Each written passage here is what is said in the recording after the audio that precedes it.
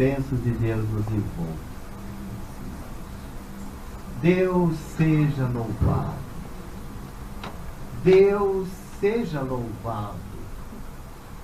Deus seja louvado. Obrigado, meu Deus. Obrigado, meu Pai. Obrigado, Mestre, meu amigo. Obrigado, espiritualidade maior. Obrigado, Pai, pela vida, pelo amor. Por esses sentimentos da minha alma. Pelo calor e as fímbrias que me animam, me consolam, me sejam de esperança e de amor a minha vida. Ó Pai, como é bom elevar meu coração até vós. Só tenho hoje, Pai, pelo tanto que tenho, pelo tanto que sou, e sobremaneira pelo tanto que me concede.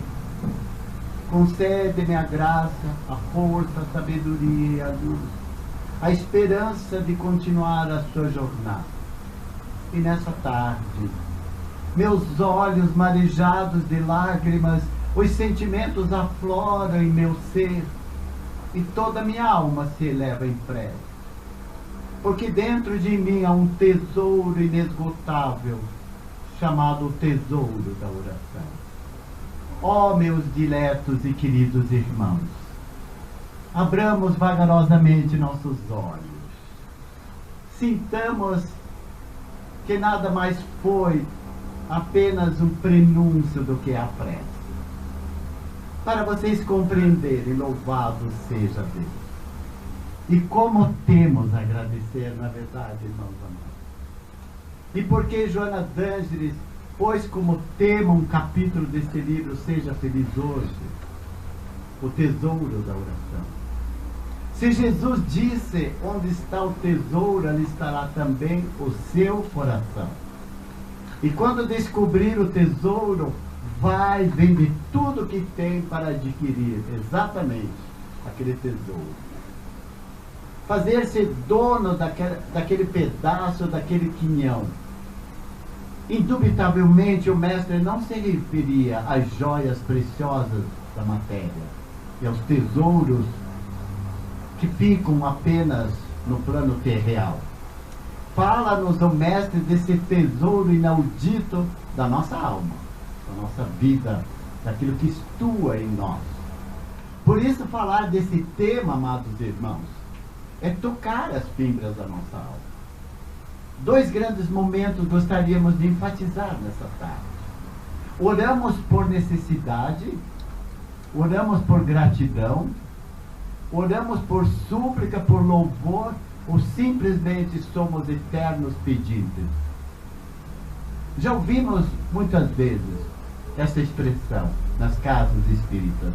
Por sermos eternos pedintes, rogamos-te, Senhor. Algumas coisas são dignas de reflexão.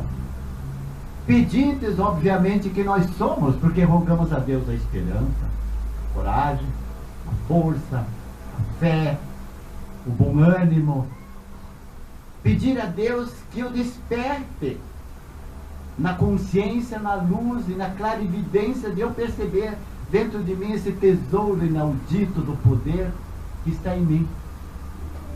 Por outro lado, fomos criados com orações maquinais, prontas, porque ainda engatinhávamos e precisávamos de orações que nos servissem de modelos. Tantos nos pedem, por favor, mande-me via WhatsApp uma prece para eu agradecer a Deus. Respondemos, dobre seus joelhos da alma e diga simplesmente obrigado, meu Pai. Existe prece mais grandiosa do que dizer a um pai, a uma mãe, a um irmão, uma irmã, obrigado. Obrigado por você estar aqui. Como eu olho para cada um de vocês, a alma da minha alma, coração do meu coração, vida da minha vida, que eu tenho vontade de tocá-los e de dizer para muitos, chore se for preciso. Sim, porque os olhos estão entumecidos com a vontade imensa de chorar, de explodir, de pôr para fora. E quando os sentimentos afloram, quando as emoções são mais vívidas dentro de nós, é exatamente essa oportunidade, meus caros irmãos, de estarmos em comunhão com Deus. Desde criança ouvíamos essa expressão comunhão, que é uma comum união. Como católicos comungávamos e fazíamos a comunhão. Como espíritas continuamos essa comunhão com Deus. Essa comum, porque é de todos nós, filhos diletos do Pai, irmãos fraternos, nessa fraternidade que nos enseja a oportunidade de crescer e de vicejar. Por isso que há, sempre que se falar de oração, dizer, vamos esclarecer uma vez por todas uma pergunta que é muito peculiar e constante. Mas eu posso fazer as orações já decoradas? As orações que me ensinaram? Quem seríamos nós para dizer não? Oração é oração. É a elevação da alma. E já ouvimos nas casas espíritas algumas críticas, mas e aquelas beatas católicas que vivem com o terço na mão? Eu falo, não fale nada, minha mãe era assim. Vivia o tempo todo com o terço na mão e vivia em oração.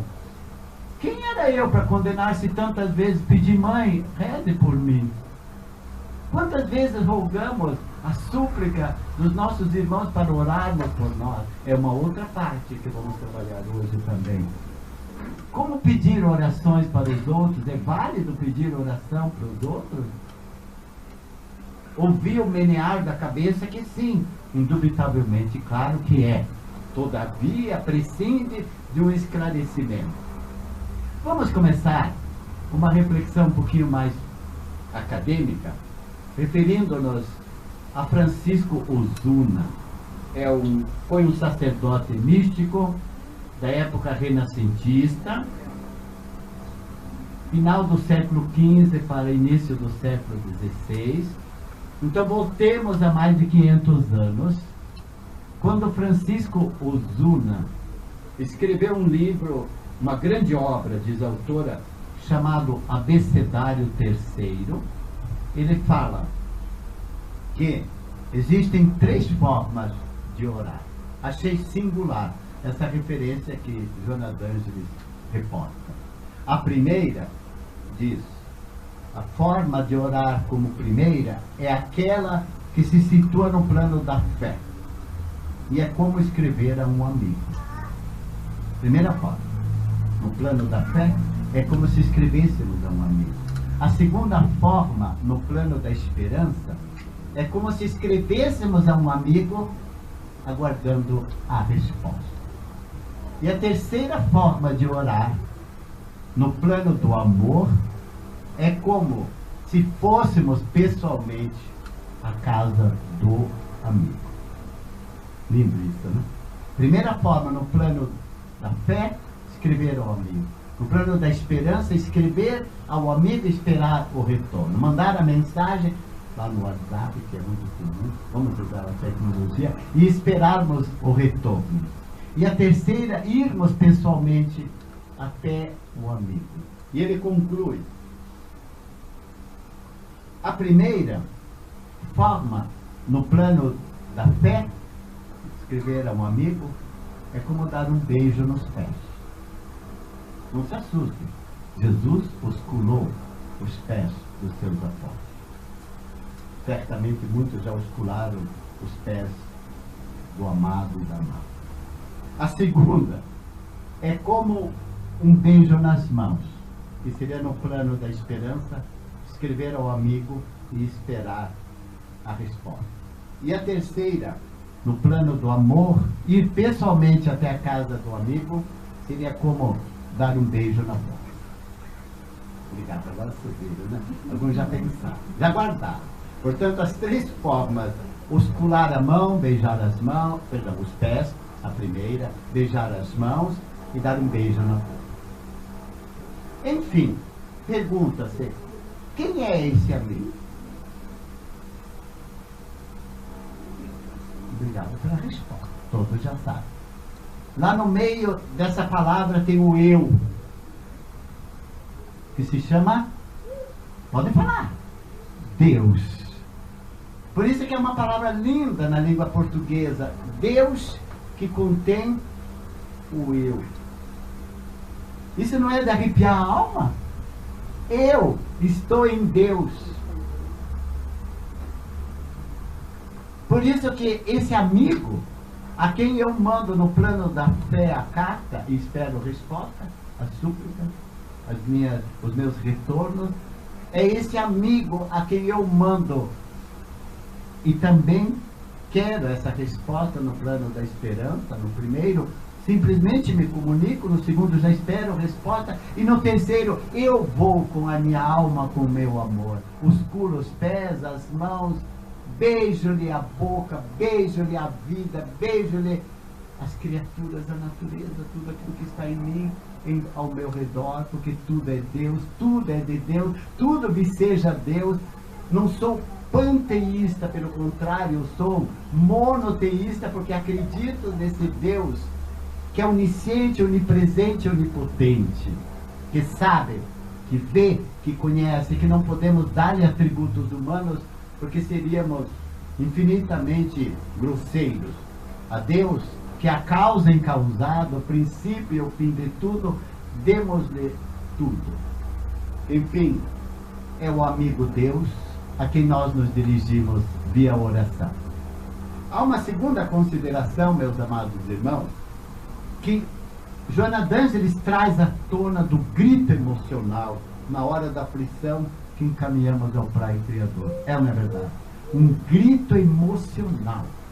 Na hora que as nossas emoções estão no limite do limite. Vocês entendem o que queremos dizer por grito das emoções? Aquelas que estão aturdindo a nossa alma, colocando-nos em polvorosa e gritamos clemência, piedade ao Criador. Como um ato de restrita confiança, como aquela criança que se joga, se lança nos braços paternos, maternos, porque há confiança, há esperança e há amor. Noutras vezes, é uma descarga da angústia. Talvez aqui esteja na alma de alguns. Estejam esses dois gritos das emoções, o grito da angústia, da desesperança, de pedir clemência, de pedir fé. E por fim, o enlevo da gratidão, do amor. Por isso é que pontuamos as três formas de louvar, é ou não é verdade? Sempre na rogativa. A segunda, louvamos. E a terceira, agradecemos. Por isso iniciamos a palestra desta tarde. Louvado seja Deus. Que bela expressão.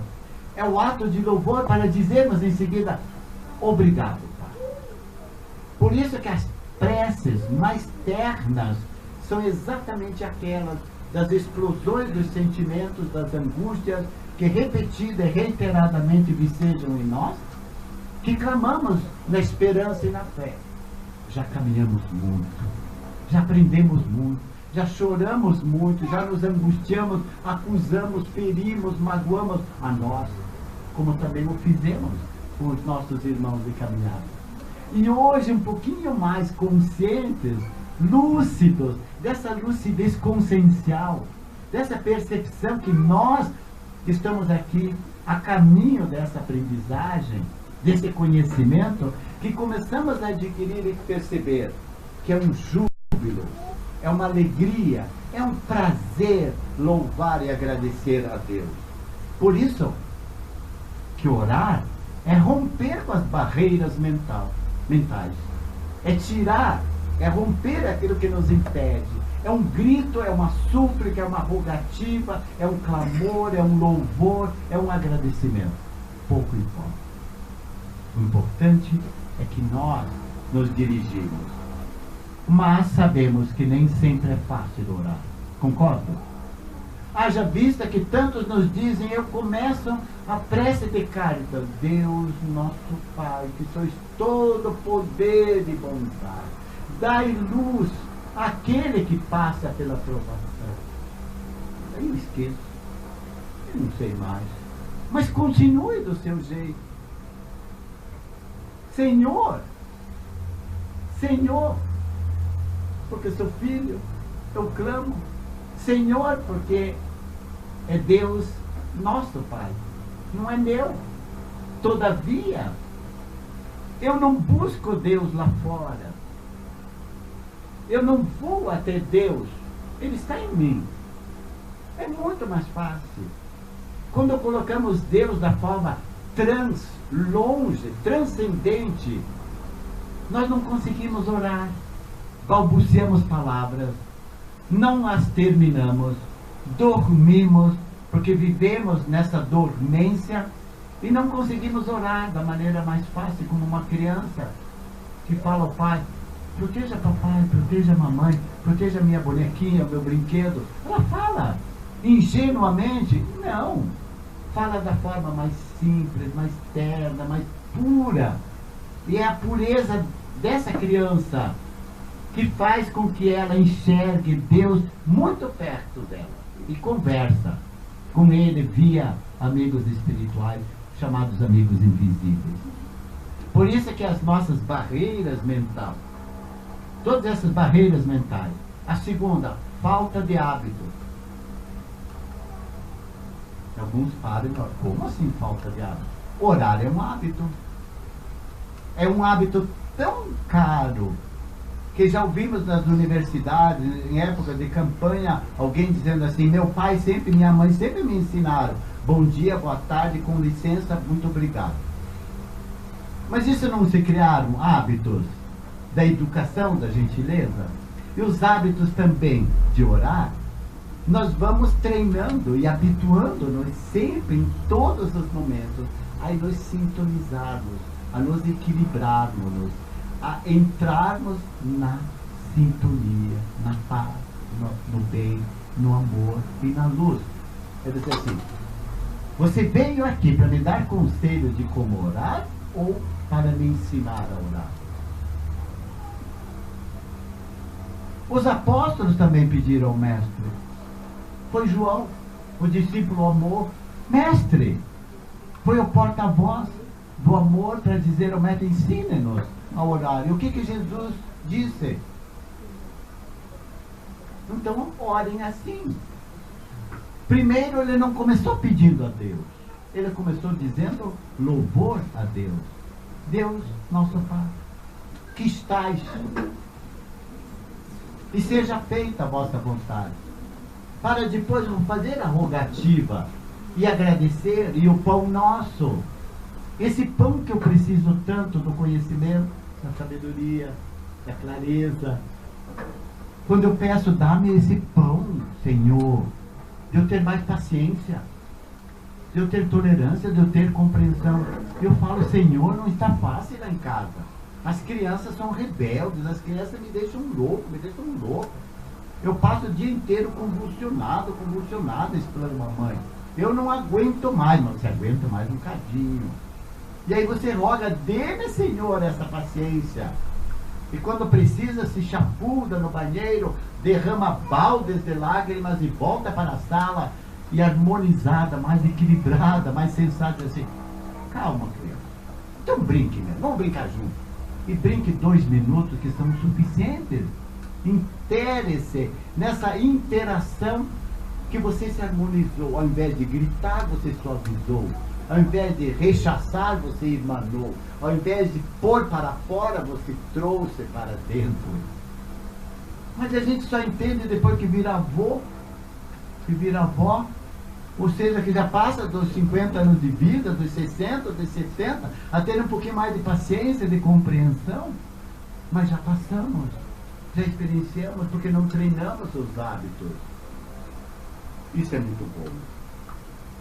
A emoção da fé, da esperança e do amor redunda, como diz Joana d'Angeli, em 3 momentos. Quando a fé ora, lembre-se do primeiro momento do amor, que é do plano. Quando a fé ora, uma vibração ascendente superior rompe as cristalizações mentais e abre o psiquismo a Deus. Romper o nosso psiquismo é romper as barreiras mentais, é criar essa harmonia, que é o plano da fé. Mas a fé é tão minúscula, a menor das palavras da língua portuguesa, porque só tem 2 letras e um significado imenso, a não ser o verbo ser, quando você diz é, tão curto e tão verdadeiro, da aceitação, o segundo vem fé. Observem. E o binômio pai, mãe, que também é a trilogia perfeita. E vai indo o abecedário da nossa língua, emanando e fazendo evocar a esperança e a fé dentro de nós. Então há uma vibração que nos posiciona para o alto. Quando oramos, emanamos energias superiores, vibracionais. Quando ora com a esperança, há uma natural comunhão que devolve a onda de luz que beneficia e que faz a solicitação. A fé. Você ora com fé, mas ora também com a esperança. E terceiro, quando é o amor que ora, sucede uma fusão de psiquismo que culmina em êxtase. O que seria êxtase? Seria elevação, contemplação. Estar já num grau em que você sente dentro de você uma alegria. Vamos exemplificar de uma maneira mais clara. Quando eu estou carregado de muitas emoções e me recolho no meu canto, pode ser qualquer canto. Recomendo sempre que no local de trabalho, nem sempre você tem um canto, mas tem um local que você pode ir. Vá ao banheiro. Na sua casa, o banheiro é um território maravilhoso também. Num lugar público, vá também. E quando não houver, faça o recôndito da sua alma ser o melhor lugar. É pausar. É respirar. Como que nós respiramos? Pensando? Não. Fazemos-lo automaticamente. Como o nosso sistema circulatório, aparelho digestivo, tudo funciona em perfeita harmonia, em equilíbrio, e nós os desequilibramos. Nós os desarmonizamos. Quando nós nos destrambelhamos, emocionalmente destrambelhamos nosso psiquismo, que é nossa alma, nossas emoções. E aí nós não conseguimos enxergar mais nada. Não conseguimos rogar. E se rogamos, é apenas mecânico. E se o fazemos, não temos retorno, porque não há uma fonte conectada com a fonte da vida, que é Deus. Quantas vezes ouvimos as pessoas dizer, mas eu rezo todos os dias, eu rezo a todo instante. E perguntamos, mas como você reza? Não, não é bem a pergunta como você reza. É qual a maneira que você utiliza para se comunicar. Por isso que há sempre que compreender a finalidade, a maneira como orar. Por que oramos? Já aprendemos que é a nossa comunhão com Deus, comunhão com o Pai. Como o fazemos? Nós vamos caminhar mais um pouquinho. Mas antes disso, Joana d'Angelo nos chama como um alerta. Quando ela diz assim, reclama-se que nem sempre a oração resolve a problemática. Ou seja, não soluciona os problemas. Esta, porém, não é sua finalidade. A finalidade da oração não é solucionar problemas, mas inspirar, diz Joana, na equação, dar-lhe sabedoria e lucidez para superar as circunstâncias. Então, quando eu peço a Deus, não é para que acabem os problemas na minha vida. É para que eu tenha essa lucidez, para que eu tenha essa firmeza, para que eu tenha essa compreensão, para que eu consiga, via as circunstâncias, que é onde essa problemática está, como ela está, quem está envolvida nessa problemática, ou seja, é só comigo, são as pessoas que comigo convivem, são os meus familiares, pai, mãe, irmão, que são os próximos, Por isso Jesus nos pediu: ame o seu próximo como a si mesmo. E quem é meu próximo? Neste momento é meu irmão aqui, aquele que está do seu lado.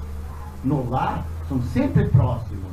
No coletivo, no ônibus, no avião, em qualquer lugar, na rua, o próximo é sempre aquele que está próximo de você.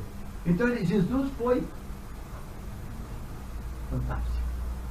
Simplesmente ele não destruiu o decálogo de Moisés, de amar a Deus e amar o próximo.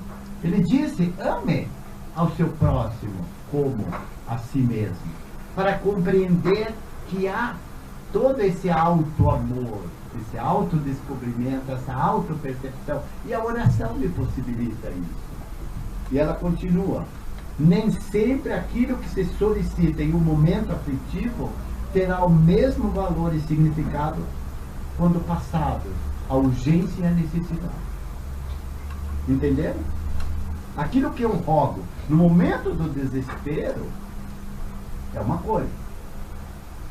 Mas seria interessante, eu já li isso muitas vezes, quando que eu devo orar, quando eu saio de casa e acontece um acidente comigo. Aí eu falo: meu Deus, me ajude, mande alguém me socorrer. Não seria mais fácil começar a treinar antes de sair de casa, quando entra no carro, quando dá a partida, ou você está sentado lá como passageiro, pedir: proteja-nos, seus bons amigos espirituais, meu anjo guardião, que Jesus esteja comigo, que tudo transcorra bem, e se acontecer algo, que eu fique o mais possível sereno, o mais possível tranquilo, que eu esteja equilibrado, que eu não exploda tanto, que eu consiga ter lucidez, clareza, raciocínio para resolver. Então é o que ela diz, que no momento aflitivo nem sempre se resolve da melhor forma que se resolveria quando passado esses momentos de grande aflição. Aí ela diz que é necessário orar com ternura, com humildade, com afeto, no refúgio, na confiança e no apoio de que se necessita. Se ela diz orar com ternura, eu comparo. Eu estou com um grande amigo, uma grande amiga. Eu tenho ternura, eu tenho afeto. As minhas palavras saem bem diferentes quando estou ao lado de uma pessoa de quem eu não alimento muita amizade. Eu posso ter a condescendência, a caridade, e é o que o Evangelho nos ensina a amar aqueles que nos odeiam, nos perseguem, nos caluniam. Mas não é no mesmo entusiasmo, na mesma afeição, que quando estamos próximos, imbuídos de ternura, eu vejo meus amiguinhos se osculando, dando-lhe um beijo. É o beijo do terceiro momento, do plano do amor. É exatamente isso. Eu acho lindo isso. Mas por que não mantemos isso na continuidade da nossa vida? Porque quando namorados, nós nos beijamos na frente de todo mundo? Porque nutrimos afeto, ternura, paixão? Por que, meus queridos? Porque similarmente, de uma maneira muito simplória, até diria simplória assim, o ato de orar é revestir-se com essa ternura, com essa afetividade, com esse amor. Perceberam? Que é diferente. A verdadeira oração é aquela na qual o espírito se isola do mundo. Será que eu entendo isso? Já falamos tanto do recolhimento, do meu canto, do meu isolamento, do meu coração, da minha alma, que eu momentaneamente me isolo e diz assim: agora eu estou em contato com meu amigo Jesus, falo com Jesus. Sente aqui, Jesus. Vamos conversar? Fale com o seu anjo guardião. Ele é um anjo para te proteger. Ele é um espírito benfeitor. É um espírito amigo, enviado de Deus, preposto de Deus, para estar do seu lado. Converse de alma com alma, de espírito a espírito, nessa afetividade. Meu amigo, fique comigo, oriente-me. Acalente-me no momento de desamparo. Você não está designado para me acompanhar? Então não se afaste de mim. E quando eu me transviar, e que a gente diz que o anjo se afasta, não, ele não se afastou. Ele continua do seu lado. Só que ele continua no silêncio, esperando você voltar à lucidez, voltar à calma, voltar à sintonia. Para de repente, quando você tiver aquele pensamento muito rápido, que você diz assim: misericórdia, Deus, piedade, Deus, perdoe-me. Pronto! Você clamou. É a oração da súplica mais terna, mais vívida, que traz de novo a sintonia, que emana no bem. Diz mais que Jesus, na oração dominical, ensinou a falar com os céus e silenciar na meditação para receber a resposta. Não é Pai nosso que estais no céu? E quando me calo, recebo a resposta. Por isso, quando orar, quando te encontres em júbilo e em gratidão, reze. Quando você está em alegria, reze. Quando você está em tristeza, em melancolia e decepção, reze. Quando você sentir que vai explodir dentro de você, reze. Mas eu rezo. Mas como você reza? Já percebemos e já vimos que no momento do clamor, da angústia, é diferente a forma. Então, respire. Pause-se. Dê um tempinho para a sua alma estar mais quieta. E Jesus nos recomendou, quando for orar, de duas maneiras ele recomendou. Quando for orar, silencie seu coração e vigie as nascentes. É onde brota tudo. Nascente brota tudo. Brota água limpa pura, que nós a manchamos pelas nossas imperfeições. Então brota também o bem, como brota o mal, a luz e a sombra. Tudo está íncito em nós. Quando nós silenciamos nosso coração, nós propiciamos uma onda vibracional tamanha que nós começamos a estabelecer conexões psíquicas com o cosmos. E é muito mais fácil compreender. Por isso que modernamente o espiritismo, muitos de vocês já estão nessa fase, já estudam a física quântica, que nada mais é do que essa conexão vibracional do nosso pensamento. Isso é maravilhoso. Estabelece essa onda vibracional e nós utilizamos a nossa intuição para estarmos melhores. Por isso, o tesouro da oração. Isso está neste livro. Eu busquei mais 4 livros. Fiz uma síntese para trazer para vocês algumas coisas.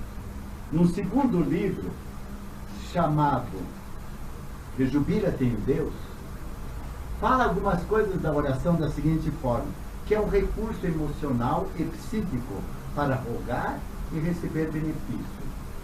Por isso que, se é um recurso, ele nos facilita a aquisição da autoconsciência, da reflexão, do exame dos valores emocionais e espirituais. É por meio da oração que nós passamos a refletir, a ponderar. Está um tanto assim acadêmico? Ou está fácil de entender? Em síntese, toda oração é um delicado campo. Se é um campo, é onde nós plantamos. E esse campo são as nossas ondas vibracionais. Por isso que se fala tanto em sintonia. E a sintonia é aquela que você estabelece, é aquela que você aceita.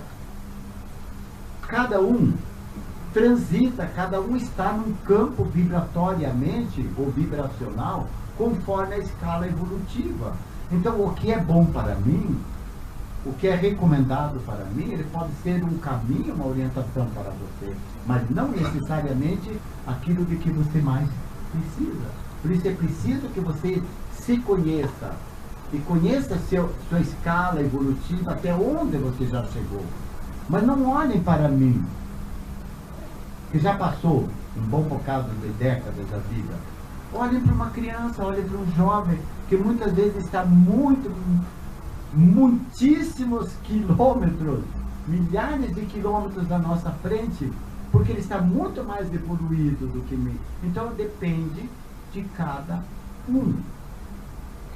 Deus tem pressa? Não, ele tem paciência. A pressa é nossa, de correr, de melhorar. A oração, ela abre, portanto, esse campo ao amor. E ela diz, Joana d'Angeli, que a melhor maneira de orar é sempre racional. Eu me perguntei, como assim? Fui buscar no Espiritismo e encontrei a resposta. Quando o Espiritismo nos diz, tenha uma fé raciocinada. Não uma fé cega. Não alguém que lhe diz, vá por aqui, você vai. Outro, não é por aqui, é por aqui, e você vai. Não tem uma determinação, não tem uma racionalidade. Então, por isso que ele nos concita a uma fé raciocinada. Mas também tem uma coisa bem interessante que a oração nos faz. É rogar compaixão, já falamos, misericórdia, e pedir ajuda. Para quê? Errar menos, acertar mais. Para criar uma maneira edificante de caminhar no bem. Para que eu estou aqui? Errar cada vez menos. Ninguém disse elimine o erro. Faça as tentativas e pela via do erro você vai aprendendo. E Jesus disse-nos, levanta-te, vá, mas não tornes a cometer as mesmas besteiras, os mesmos erros, para que mal maior não venha a lhe acontecer. Bem sabia ele, porque enxergava a alma, o desejo, a mudança que havia dentro de cada um que rogava a ele. Em tantos livros eu encontrei sempre a mesma coisa. Quando Jesus curava, vamos dizer a palavra assim conhecida, usava do seu magnetismo e restabelecia o equilíbrio psíquico, tirava os obsessores, trazia novamente a paz, a harmonia, a saúde do corpo. Ele dizia, vá, mas não tornes a cometer.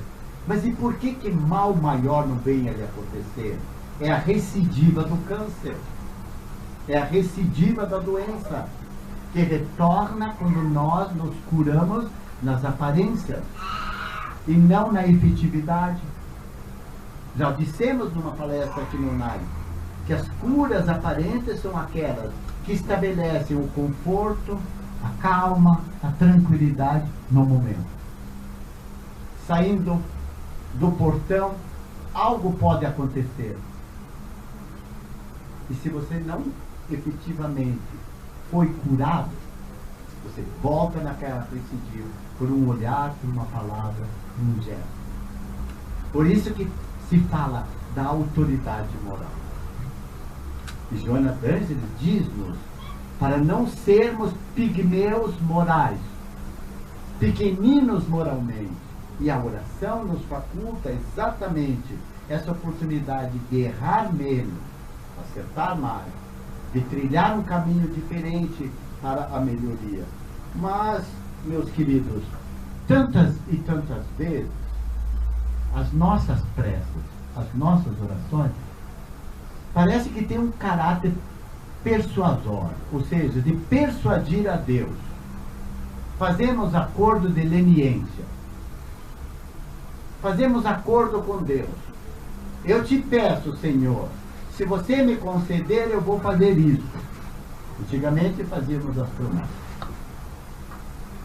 Mas não é de persuadir a Deus. Nós é que devemos parar de fazer rogativas de persuasão, de persuadir ao plano espiritual de que estamos carentes. Aliás,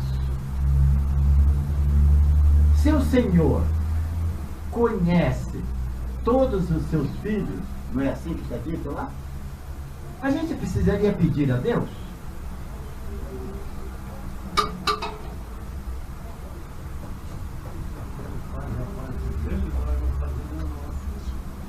Ele sabe o que você precisa. Ah, mas você me diz, mas você está sendo incoerente, porque Jesus foi textual também. Pedi e recebereis, buscai e achareis, batei e a porta se abrirá. Com certeza. Mas o que é pedir? É pedir o material? Ou é pedir o espiritual? É pedir o imediato ou é pedir o eterno? É pedir aquilo que eu preciso agora, de materialmente estar mais feliz, ou pedir a minha mudança interior para eu ser mais sereno no momento das dificuldades, mais tranquilo quando sobrevierem as dificuldades, que eu seja mais equilibrado quando ao meu redor o mundo parece sacudir? Quando você pede espiritualmente, você roga que seja feita a vontade de Deus. Então você colocou não a persuasão sua, da sua vontade, colocou antes de mais nada a vontade de Deus em primeiro plano, para que a sua rogativa seja condizente com a vontade que Deus sempre sabe o que é melhor para nós. Aí você me ouve e diz assim, mas então, a partir de agora eu não preciso clamar e dizer mais nada. Claro que não. Mas se você viver eternamente assim, meu Deus me ajude, meu Deus me ajude, meu Deus me ajude, mas você não faz nada,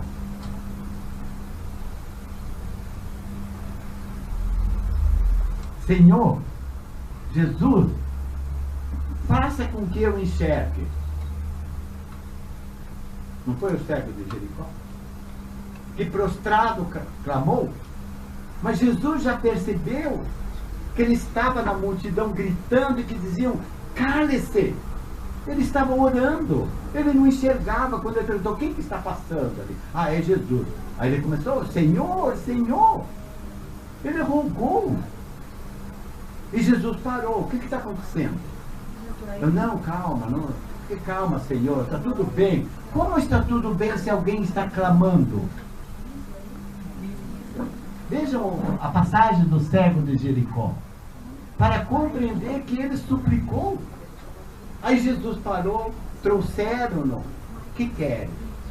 Senhor, que eu enxergue. Então as minhas orações, as minhas súplicas, rogam sempre a Deus que abra meus olhos do coração, meus olhos da mente, para eu voltar a enxergar. Paulo de Tarso, que passou pela cegueira física, e nós precisamos também da cegueira física de vez em quando para enxergarmos as nossas imperfeições. Ele sabia tudo, estava íncito dentro dele o bem, o amor, a luz, mas ele precisava estabelecer aquele caminho de Damasco. Foi perseguidor? Sim. Foi inimigo dos que seguiam Jesus? Entre aspas, sim. Mas era necessária essa caminhada dele.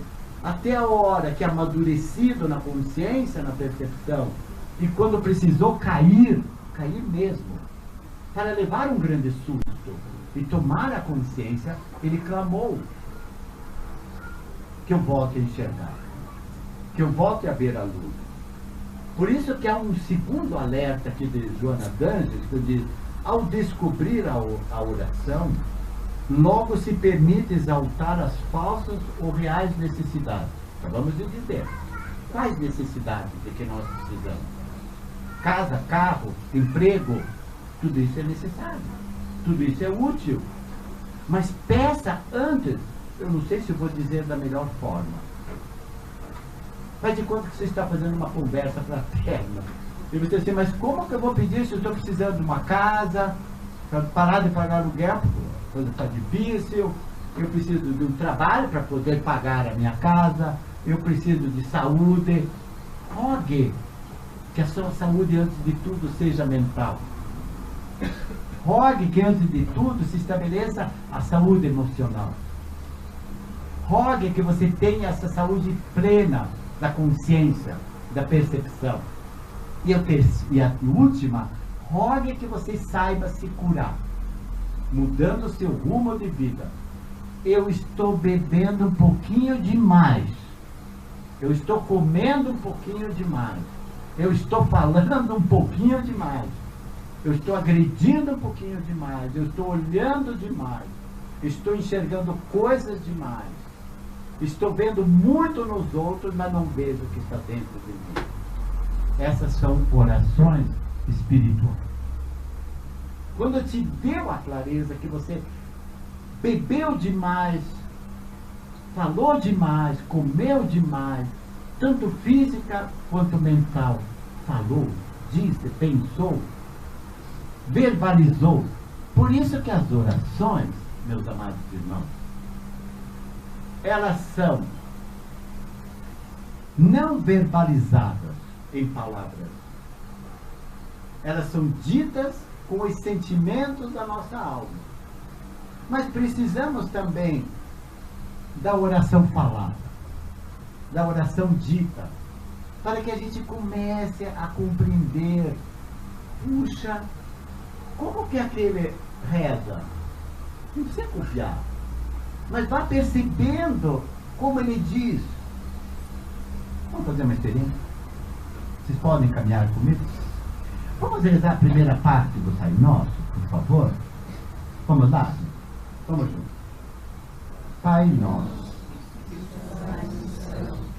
santificado seja o vosso nome, venha a nós o vosso reino, seja feita a vossa vontade, assim na terra como no céu. Obrigado. Vocês tiveram consciência do que vocês disseram? Vocês perceberam que vocês falaram no mesmo tom? Igualzinho oração de igreja, de sala de aula. Que todo mundo tem no mesmo tom, na mesma vibração, na mesma... Não! Agora vamos tornar... Vamos para a segunda parte. Vamos treinar um cadinho. Vamos treinar um cadinho. Agora, a primeira vocês já fizeram assim, no mesmo tom. Eu não falo com o Cris assim. Meu irmão, você precisa estabelecer e tocar essa música assim agora. Pai nosso que estás no céu, santificado seja o vosso nome. Venha a nós o vosso reino, seja feita a vossa vontade. É o Cris dando o mesmo tom. Qual a nota, Cris, aí que você vai dar para essa melodia assim, né? Essa, mas você pode dizer diferente. Agora que nós já brincamos da primeira parte mecânica, vamos fazer a segunda parte diferente. Vamos mudar o tom. Bom, quantas notas tem? 7. Fala lá maior, sustenido, bemol, todas as outras coisas. Não tem um tom só. Vamos começar a segunda parte? Eu esqueci a segunda parte, vocês sabem. Calma! Tá bom. Vamos começar a segunda parte. O pão nosso. Vocês não conseguem, né?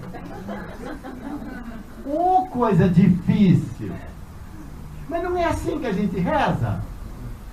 O pão nosso de cada dia, dai-nos hoje sempre, Senhor, e perdoai as nossas dívidas, assim como nós perdoamos. Mude! Nosso, de cada dia, dai-nos hoje, Senhor, e perdoai as minhas dívidas, as minhas ofensas, aquilo que eu já aprontei, Senhor. Mas perdoai mesmo.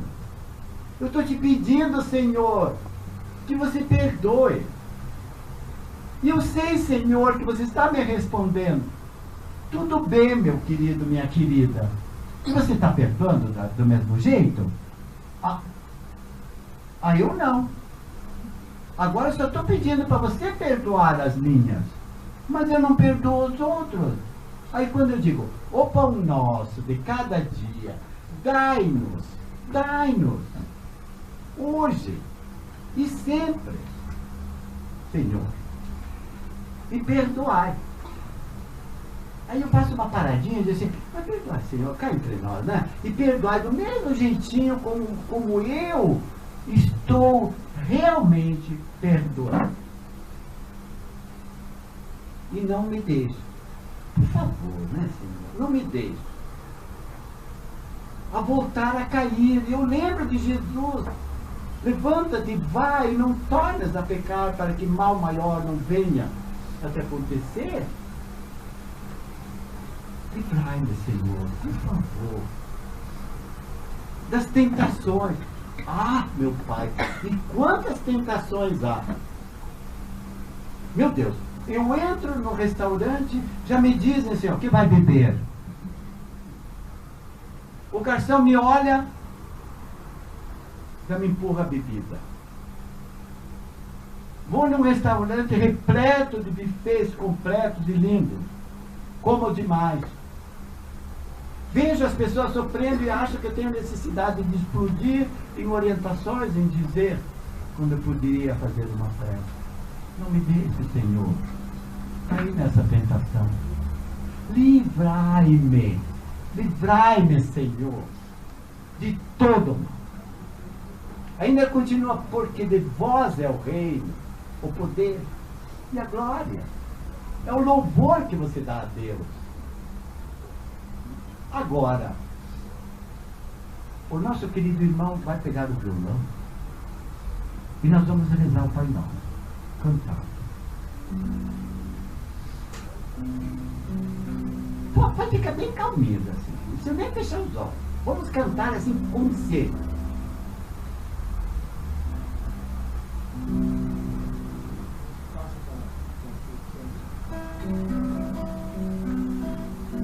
Vamos pensar. Cante e pense. É racional.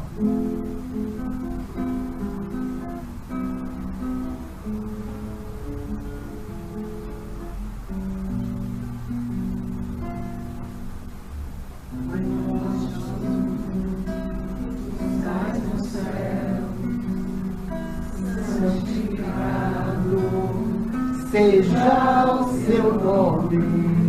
Põe a alma para fora.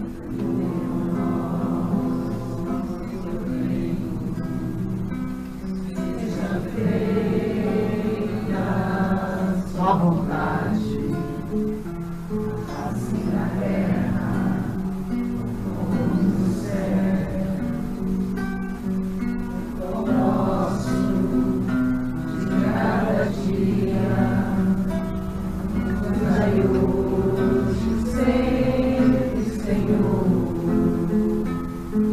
perdoa nossas dívidas, assim como perdoamos nossos devedores.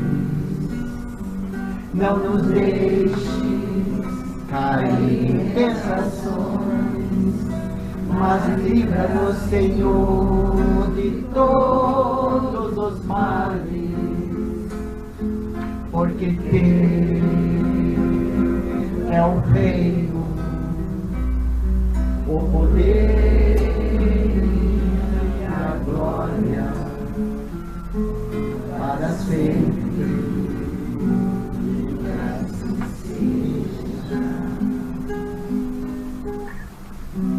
Gostaria de finalizar com duas grandes comparações, amados irmãos. Quem sobe a montanha aspira um novo ar e descortina novas paisagens. Quem ora sai do chão, ele se eleva, tem uma nova vida, tem um novo ar, ele descortina outros horizontes. Segundo, aquele que movimenta perfumes aromatiza-se e beneficia-se dos mesmos aromas. Quem colhe flores perfumadas fica com as mãos perfumadas. Quem oferta flores perfumadas fica com o perfume e esparze o mesmo perfume. Uma antiga canção sempre nos dizia: fica sempre um pouco de perfume nas mãos que oferecem rosas, nas mãos que sabem ser generosas. Senhor, a oração é um perfume da minha alma, que perfuma a minha vida e perfuma a vibração de amor com aqueles que estão comigo. Senhor, dê a cada um de nós nessa tarde esse alento e essa coragem de perfumar a nossa vida e a vida de todos aqueles que conosco estiverem para o bem, para a paz e para a luz. Que Deus nos abençoe, amados irmãos, e que a paz do Senhor, do Divino Mestre Jesus, seja na nossa alma hoje e sempre. Muito obrigado.